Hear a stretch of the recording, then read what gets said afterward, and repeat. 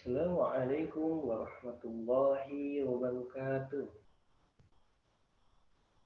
Alhamdulillahirabbil alamin wa bihi nasta'in wa ala umuri dunya waddin wassalatu wassalamu ala asrofil anbiya'i wal mursalin sayyidina Muhammadin wa ala alihi wa sahbihi ajmain amma ba'd.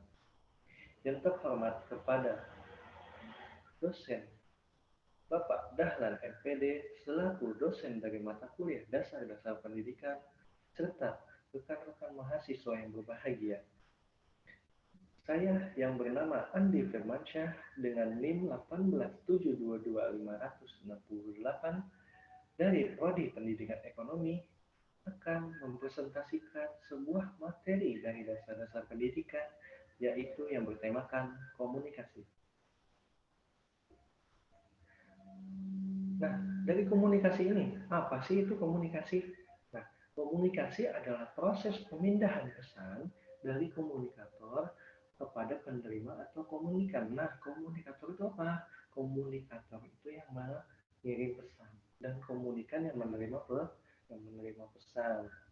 Nah, menurut para ahli nih, apa sih komunikasi? Nah, menurut ilmuwan politik Amerika sekaligus pencetus dari komunikasi, Harold Laswell, komunikasi adalah suatu proses menjelaskan siapa mengatakan apa, dengan saluran apa, kepada siapa. Kalau di bahasa Inggrisnya, who say, when it wish, what to whom, and with what effect. Nah, menurut Webster New Collegate Dictionary, komunikasi adalah suatu proses pertukaran informasi di antara individu melalui suatu lambang-lambang atau tanda-tanda atau tingkah laku. Nah, menurut Theodore M. Newcock, setiap tindakan komunikasi dipandang sebagai suatu transmisi. Informasi terdiri dari rangsangan yang diskriminatif dari sumber kepada penerima. Nah, menurut Bernard Berelson dan Gary Steiner, komunikasi adalah transmisi informasi, gagasan emosi, keterampilan, dan lain sebagainya. Dengan menggunakan simbol-simbol, kata-kata, gambar, figur, grafik, dan lain sebagainya. Nah, ingat ya, tindakan atau proses transmisi itulah yang biasanya disebut dengan komunikasi menurut Bernard dan Gary. Nah, kalau menurut Gerald L. Miller, komunikasi terjadi ketika suatu sumber menyampaikan suatu pesan pada penerima dengan niat yang disadari untuk memengaruhi perilaku penerima. Nah, kalau menurut Raymond S. Ross, komunikasi internasional adalah suatu proses menyortir, memilih, mengirim simbol-simbol sedemikian rupa sehingga membantu pendengar membangkitkan makna atau respon pemikirannya yang serupa dengan apa yang dimaksud dengan komunikator. Nah, kita beralih lagi ke komponen unsur komunikasi. Nah, di komponen atau unsur komunikasi itu ada apanya? Ada 4-nya, teman-teman. Yang pertama itu ada komunikator. Komunikator adalah individu, lembaga, redaktur, kelompok, dan sebagainya yang berlakukan sebagai pihak yang menyampaikan atau mengirim pesan kepada komunikan. Pesan, yang kedua ada pesan, merupakan seperangkat lambang bermakna yang disampaikan oleh komunikator. Pesan yang disampaikan berupa gagasan, ide, keinginan, informasi, curahan hati, gambar, lambang, dan lain sebagainya. Saluran atau channel adalah melalui apa pesan tersebut disampaikan atau diinformasikan atau dikomunikasikan. Suatu pesan dapat disampaikan melalui berbagai media. Bisa dari surat menyurat, radio, film, dan lain sebagainya. Komunikan adalah individu, lembaga, kelompok, atau masyarakat, dan lain sebagainya yang berlaku sebagai pihak yang menerima pesan. Dalam tanda kutip, komunikan adalah orang yang menerima pesan. Baik, kita beralih lagi nih ke fungsi dan tujuan komunikasi. Nah, secara umum, suatu komunikasi dilakukan untuk menyampaikan informasi atau to inform, atau mendidik, atau to educate, menghibur atau to entertain, dan untuk memengaruhi atau to influence.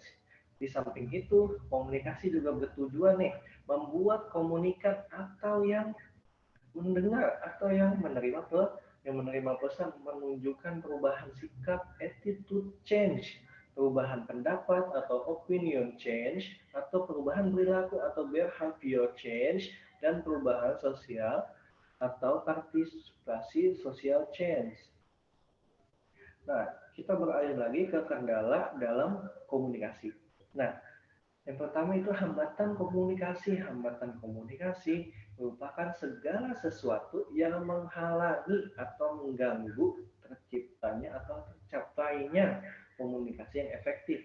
Nah, adapun 4 hambatan dalam komunikasi yaitu satu, hambatan personal, yang kedua ada hambatan kultural atau bahasa, yang ketiga ada hambatan fisik, yang keempat ada hambatan lingkungan. Nah, pengertian dari hambatan personal yaitu merupakan hambatan yang terjadi pada peserta komunikasi, yaitu sang komunikator dan komunikan. Komunikator ini adalah yang tadi yang mengirim pesan. Nah, yang komunikan ini adalah yang menerima pesan. Nah, yang kedua ada hambatan budaya, mencakup bahasa, kepercayaan, dan keyakinan.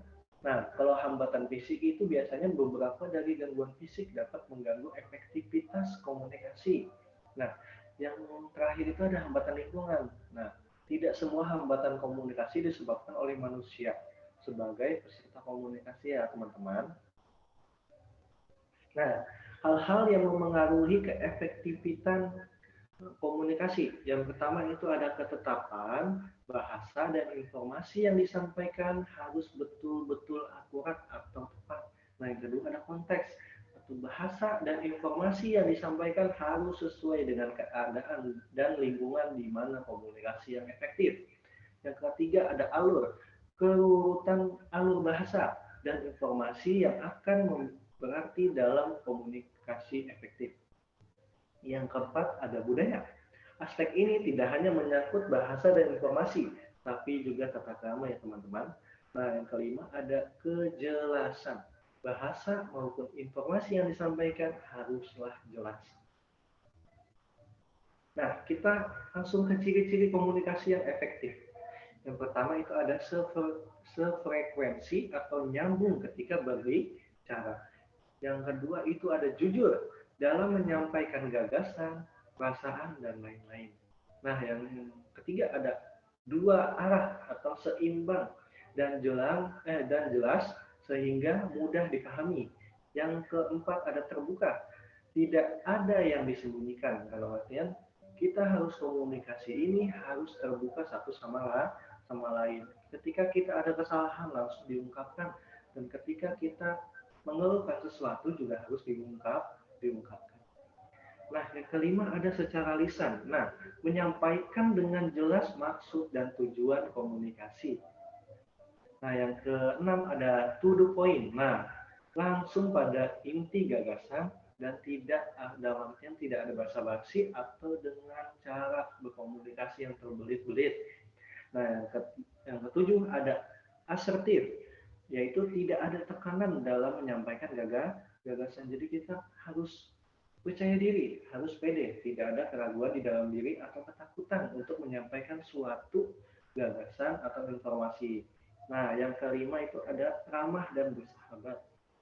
Yang terakhir ada responsif atau memperhatikan keperluan dan pandangan orang lain. Nah, faktor-faktor yang mempengaruhi komunikasi yang efektif yaitu ada latar belakang budaya, faktor pendidikan, faktor situasi, faktor ikatan kelompok. Nah, mungkin itu saja yang bisa saya sampaikan dari materi dasar-dasar pendidikan yang bertema tadi komunikasi. Kurang lebihnya mohon maaf.